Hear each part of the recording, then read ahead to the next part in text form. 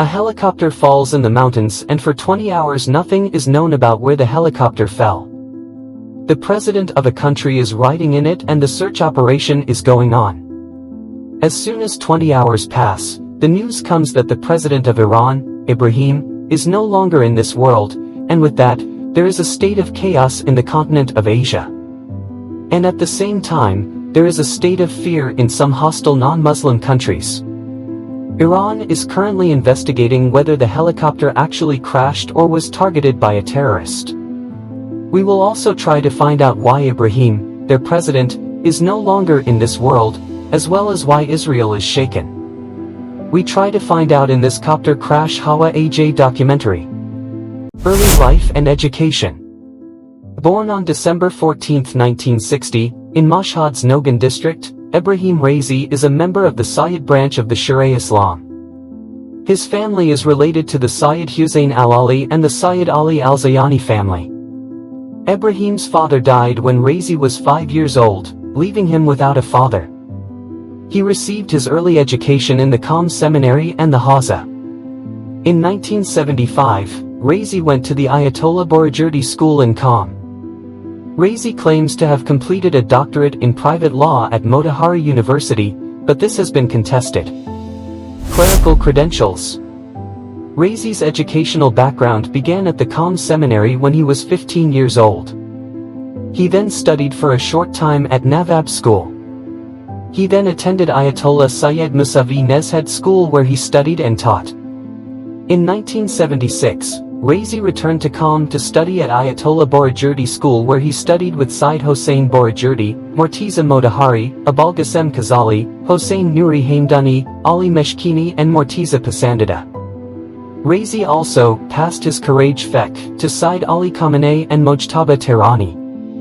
According to the Middle East Institute's Alex Vitenka, Raisi's lack of religious education and credentials is a sore point. Vitenka says that Raisi recalled himself as Ayatollah for a while on his website before being investigated by the Iranian media. After the investigation and criticism, Raisi stopped claiming to hold the rank. Raisi subsequently again declared himself an Ayatollah shortly before the 2021 presidential election. The decree by Supreme Leader Ali Khamenei appointing him as president refers to him as a Hojjato al-Islam. Judicial career. Early years. He was appointed prosecutor in Karaj in 1981 and prosecutor in Hamadan in the same year. He served in both posts simultaneously in two cities over 300 kilometers apart. After 4 months as prosecutor in Hamadan province, he became prosecutor in Tehran in 1985. After 3 years as prosecutor in Tehran, he moved to chief prosecutor's office in 1988.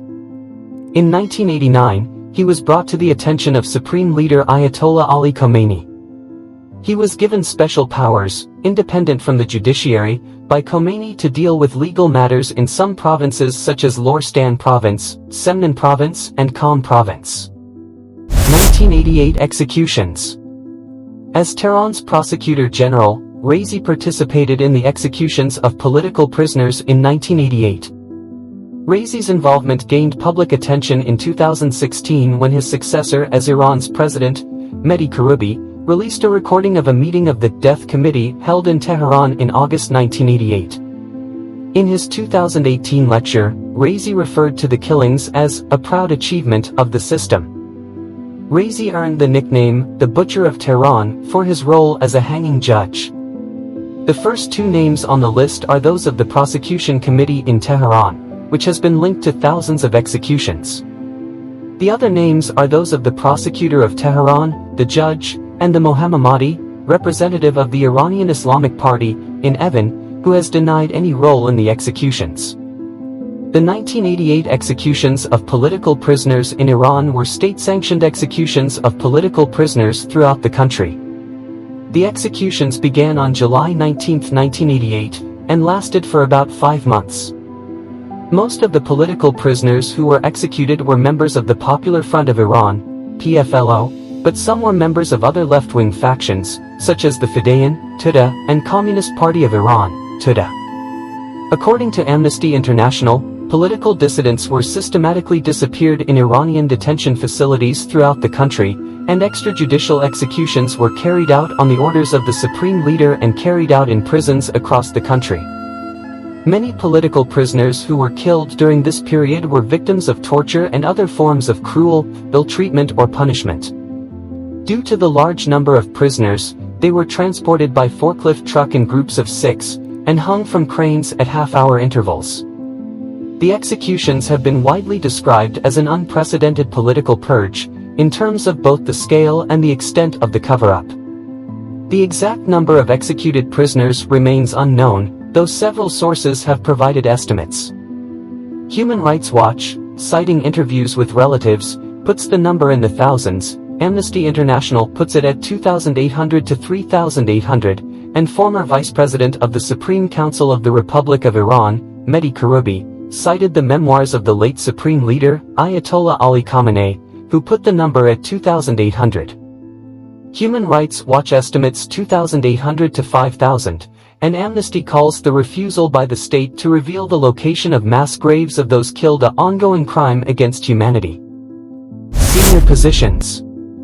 Following the death of Ayatollah Khomeini and Ali Khamenei's election as the supreme leader in 1989, Raisi was named Tehran prosecutor by newly appointed Chief Judge Mohammad Yazdi, serving for 5 years, 1989 to 1994. In 1994, he became head of General Inspection Office, GIO. From 2004 to 2014, Raisi was first Deputy Chief Judge of Iran, appointed by Supreme Leader Mehdi Sharoudi, and remained in his position during the first term of Supreme Leader Sadegh Ali Larijani as Chief Justice. In 2014, he was appointed Prosecutor General of Iran, a post he held until 2016 when he stepped down to become President of Aston Quds Razavi. From 2012 to 2021, Raisi also served as a special prosecutor of the clerical court under the orders of Supreme Leader Sayyid Ali Khamenei. Other positions. Raisi served on the Board of Trustees of Execution of Imam Khomeini's order for 10 years by decree of Sayyid Ali Khamenei. He also served on the Supreme Selection Board. He founded the Seminary of Fatmeh al-Zahra, Tehran, and served as its first secretary. He also served as the prosecutor of Hamadan province for 3 years, 1982 to 1984. Raisi's executive and oversight duties also include membership of the Ream Council of Cyberspace, the Monetary and Credit Councils, and the Anti-Corruption Headquarters. Aston Quds Chairmanship.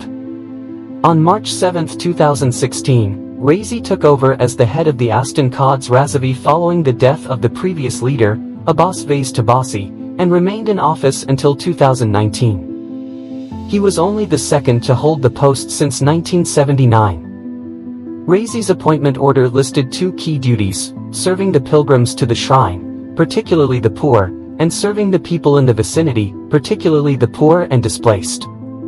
2017 presidential election. In February 2017, Raisi was named one of the Jamna's presidential candidates.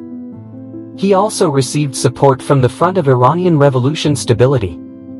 On April 6, 2017, Raisi officially declared his candidacy in a statement, saying it was his religious and revolutionary duty to run for the presidency.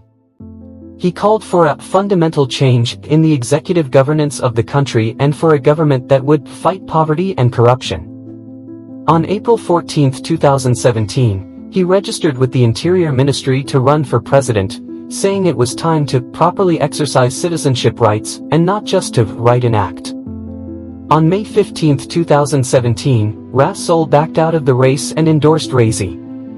It was widely speculated that Ras Sol would be Rasol's first VP if elected.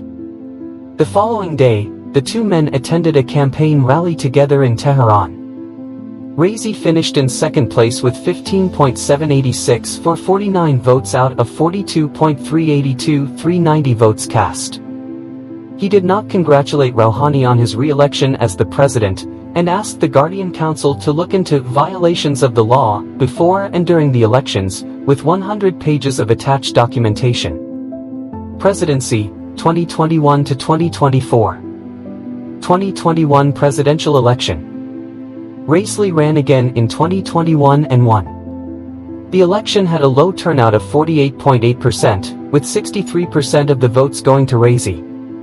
Of the 28.9 million ballots cast, about 3.7 million were not counted, believed to be blank or invalid protest votes. Many observers argue that the 2021 election was manipulated in Raisi's favor. There were nearly 600 candidates registered to run in the election, 40 of them female, of whom 7 were approved a month prior to the election by the Guardian Council, the unelected body that makes decisions about candidate validity based on the strength of the candidate's qualifications. 3 of those 7 withdrew before the election. One reformist candidate, Mohsen Melarizada, suggested that the outcome of the election was a foregone conclusion in a candidate TV debate. The sun, moon, and heavens have aligned themselves to make one person the president, he said. On the other hand, former President Mahmoud Ahmadinejad, who was barred from running, declared in a video statement that, "I don't want to be a part of this sin." Tenure. On August 3, 2021, Raisi was inaugurated as the President of Iran by a decree issued by Ayatollah Ali Khamenei. In his inaugural speech, Raisi said that his government will work to lift the sanctions imposed by the US, but that it will not allow outside forces to control its economy. On August 5, he was sworn in front of Iran's Islamic Consultative Assembly, attended by about 260 officials from both Iran and abroad. In his inauguration speech, he said that Iran is responsible for stabilizing the Middle East, asserted that his government will resist external pressure on Iran, but will expand its external relations, particularly with its neighbors, pledged to support any diplomatic effort to lift the US sanctions, and said that Iran's nuclear program is only for peaceful purposes. Raisi also said that he will work to improve the lives of Iranians and protect human rights. On August 8, Raisi named Mohammad Mukhbar, execution of Imam Khomeini's Order Foundation, as the first vice president of Iran. The former spokesman of the judiciary Ghulam Hossein Esmaili was named Raisi's chief of staff. The following day, on August 11, Raisi named former vice president and former oil and commerce minister Masoud Mir Kazemi vice president and head of the Plan and Budget Organization. On the same day, he presented his cabinet nominees to the ISNA. The Argentine and Israeli governments quickly denounced Raisi's nomination of Ahmed Vahidi for the post of Minister of Interior as an insult to the Argentine judicial system and the people of Argentina. Vahidi was named in a red notice issued by Interpol in 1994 for his alleged role in the bombing of the AMIA in Buenos Aires, Argentina. On August 20, Raisi appointed Mohammad Hosseini, a former culture minister, as vice president of parliamentary affairs. On August 25, 18 of his 19 cabinet appointments were approved by the IRGC, with the exception of the education minister, Mohammad Baghali. Many of his cabinet picks are sanctioned by the US, and several of them are veterans of the IRGC armed forces. On August 25, Raisi appointed the former IRGC Commander-in-Chief Mohammad Raisi as Vice President of Economic Affairs. He also appointed Raisi as a member of the Supreme Council of Economic Coordination and a member of the Iranian government's Economic Committee. On August 26, Iran renewed its diplomatic dispute with Argentina over Raisi's appointment. Argentina energetically condemned his designation, adding that Iran must cooperate with the investigation and that it was another attack on the Argentine justice. On September 1, Raisi named Ensaid Khazali, a former Al-Zura University president, vice president for Women and Family Affairs, and Mohammad Delgan, vice president for Legal Affairs. On September 4, Raisi said that Iran will resume talks on its nuclear program, which has been on hold since his election, but not at the request of the West. On September 5, Raisi named Mehmet Mehdi Yazdi, former Dean of Islamic Education and Management at Imam Saad University, Vice President for Administrative and Recruitment Affairs and a Vice President for Executive Affairs and a Head of Presidential Administration, to be the President's Assistant for Economic Affairs. On September 12, he appointed Amiri Hosseini Ghazizad Hassan Hashemi, a former Vice President and Head of the Foundation of Martyrs and Veterans Affairs, as an Assistant to the President for Economic Affairs. On the other hand, COVID vaccine imports have increased significantly since Raisi assumed office. More than 30 million doses of vaccine were imported in the month of Shahrivar, which is more than the volume of vaccine imports in the entire year of February 2021, and 13.4 million doses in the month of Murad, which Raisi took over. On September 19, the Ministry of Foreign Affairs announced the import of 60 million additional doses of vaccine. Raisi said in a pre-recorded speech on September 21 that Iran wants to resume talks on its nuclear program and that the U.S. hegemony is being rejected around the world. He also accused the U.S. of unjust sanctions on Iran. On September 17, Raisi announced that a commission would be set up to investigate the killing, but the announcement did not have a lasting impact on the protests, which continued to spread throughout the country. Law enforcement agencies have reportedly retreated from small cities as the unrest became unmanageable. Foreign policy. After the Taliban ousted him from Kabul on August 16, Raisi said that the U.S. withdrawal from Afghanistan provided an opportunity to stabilize the country, which he would support. He urged all parties to form a unity government. On September 4, he called for early elections to elect a new government. On September 18, he said that Iran would not allow any terrorist group, such as the Islamic State, to establish a border with Afghanistan and launch attacks on other countries. He also urged the Taliban to create an inclusive government. In April 2022, he threatened that Israel would be targeted by its armed forces if it took the slightest step against Iran. In September 2022, in an interview, he decried the Abraham Accords and called Israel a false regime. He also threatened major Israeli cities such as Tel Aviv, Haifa, and said that the only way to resolve the Israel-Palestine conflict was to create a Palestinian state from sea to sea. In an interview with Foreign Policy in March 2022, Raisi said that the priority of his government in meeting Syrian President Bashar al-Assad is to build up the strategic relationship between us. He also criticized Saudi-led blockades of Yemen and urged a ceasefire. When Russia invaded Ukraine in February 2022, Raisi declared an alliance with Russia. The negotiations with the U.S. over the JCPOA have remained at a standstill under Raisi, who accused the U.S. of lagging and stalling. On February 14 to 17, 2023, during a visit to China by Raisi, he met with Chinese President Xi Jinping. At the meeting, 20 cooperation agreements were signed and the two countries agreed to strengthen their relations. Saudi Arabia and Iran restored diplomatic relations in 2016 on March 10, following an agreement brokered by China. During the war, Raisi denounced Israel's conduct in the Gaza Strip and accused it of committing genocidal acts against Palestinians in Gaza with the backing of the US and some European countries. In January 2024, Raisi predicted that the war between Israel and Hamas would lead to the destruction of Israel.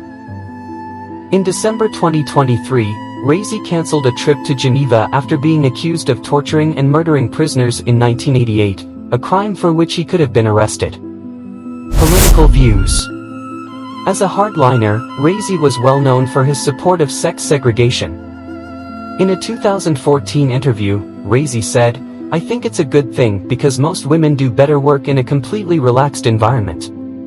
He was also a proponent of Islamizing universities, revising the internet, and censoring Western culture. Raisi argued that economic sanctions are an opportunity. He said, "We'll have guidance patrols but for managers." He also said, "If the government is successful, the people are successful." Raisi said that amputating thieves' hands is one of our honors, and these punishments will not stop now and will continue in the future. He said he should be honored and respected for his part in the 1988 mass executions of Iranian political prisoners. Raisi was on a list of 9 Iranian officials sanctioned by the U.S. Department of State in November 2019 for alleged human rights violations. He was designated under Executive Order 13876 by the U.S. Office of Foreign Asset Control, OFAC. Raisi has been charged with crimes against humanity by human rights organizations around the world and by UN special rapporteurs. A formal request was issued for Raisi's arrest for crimes against humanity if he attends the 2021 UN Climate Change Conference in Scotland. Economy. In 2017, Raisi said, "I believe that the only solution to poverty and deprivation is to activate a resistance economy." He also said that the agricultural sector should be developed over commercial retailing, which will ultimately benefit foreign brands. He also promised in 2017 to triple monthly state benefits, currently RLS 450,000, to fight corruption and create 6 million jobs. As for sanctions against Iran, Raisi said, "Sanctions must be seen as a chance for economic empowerment, and we must strengthen ourselves rather than fall short."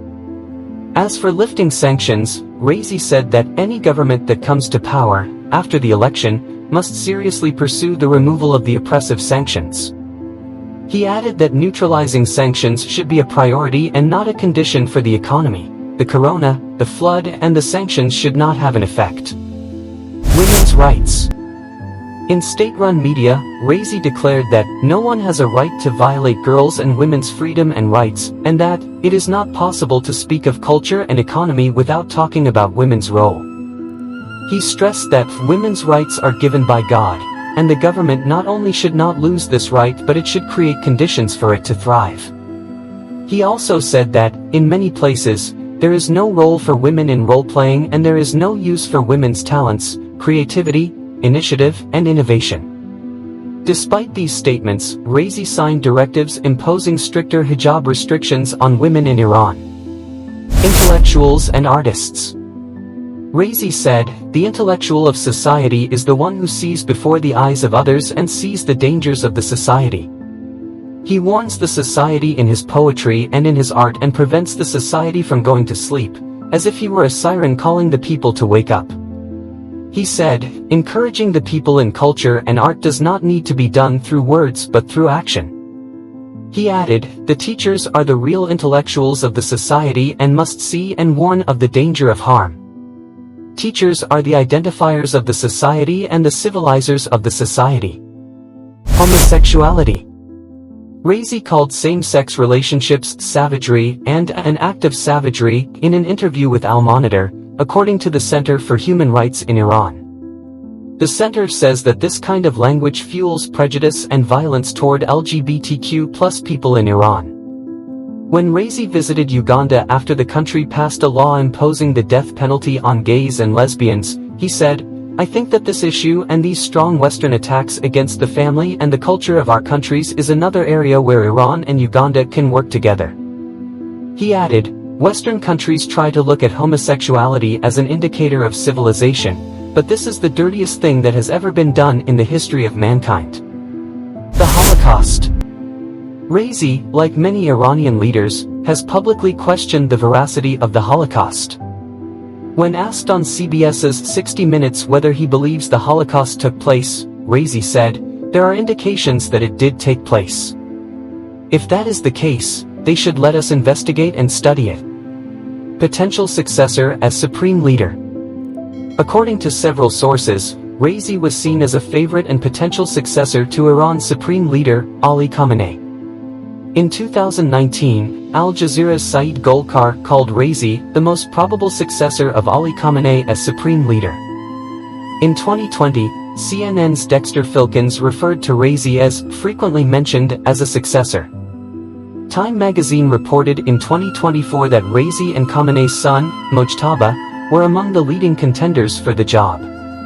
Raisi's potential candidacy was cut short by his death in a May 2024 helicopter crash. Death.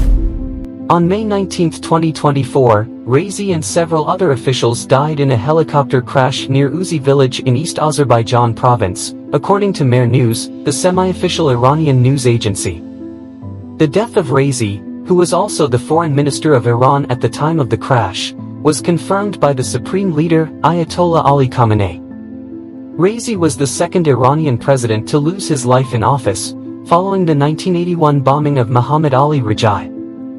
The United Nations Security Council observed a minute's silence for Raisi on May 20th. On May 21st, the Assembly of Experts placed a flower-shaped portrait of Raisi on its seat. The public reacted to Raisi's death with varying degrees of sympathy. Hundreds of people gathered in the capital, Tehran, to mourn the president. Police in Tehran warned that anyone who expressed sympathy for Raisi would be punished. On May 21, the funerals of the victims began in Tabriz, where a lorry carrying the remains was paraded in front of crowds estimated at tens of thousands, with Interior Minister Ahmadi addressing the mourners. The remains of Raisi and Amir Abdullahian were then flown to Tehran, where they were flown to Qom. The remains were then returned to Tehran University for a funeral ceremony on May 22, which was attended by Ayatollah Khamenei and other prominent figures, including Hamid Mirsalami, the leader of the Hamas party, who delivered the eulogy, as well as Pakistani Prime Minister Shahid Kakamil, and a delegation led by the former Taliban regime in Afghanistan. The funeral ceremony in Tehran was also attended by tens of thousands of people, with hundreds of thousands following the procession down the main boulevard of Tehran. However, the number of mourners at the funeral service was significantly lower than the one held in 2020 for Iranian Revolutionary Guard General Qasem Soleimani.